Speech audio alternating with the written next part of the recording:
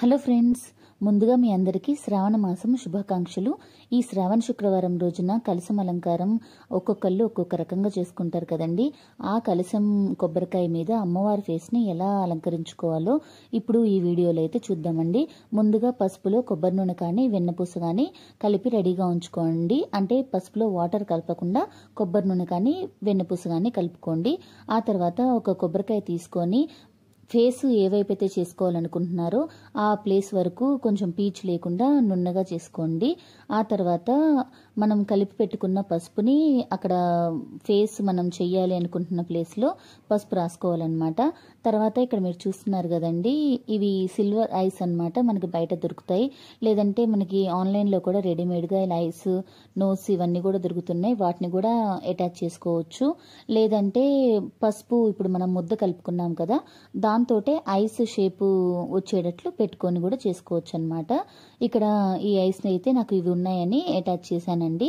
అలాగే ఐబ్రోస్కి కూడా బ్లాక్ తిలకం ఉంటుంది కదా, ఆ తిలకంతో ఐబ్రోస్ అయితే డ్రా చేసుకోవాలి.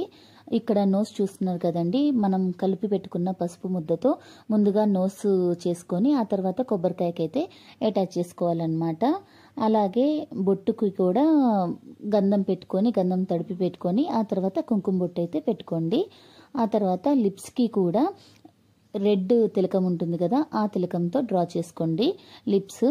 అలాగే చెవులకి కూడా మనం ఆల్రెడీ పసుపు కలుపుకున్న ముద్దతోనే చెవులు షేప్ చేసి కొబ్బరికాయకి అటాచ్ చేసుకోండి. అప్పుడు మనకి ఇయర్స్ కూడా చాలా నీట్గా రెడీ అయిపోతాయి.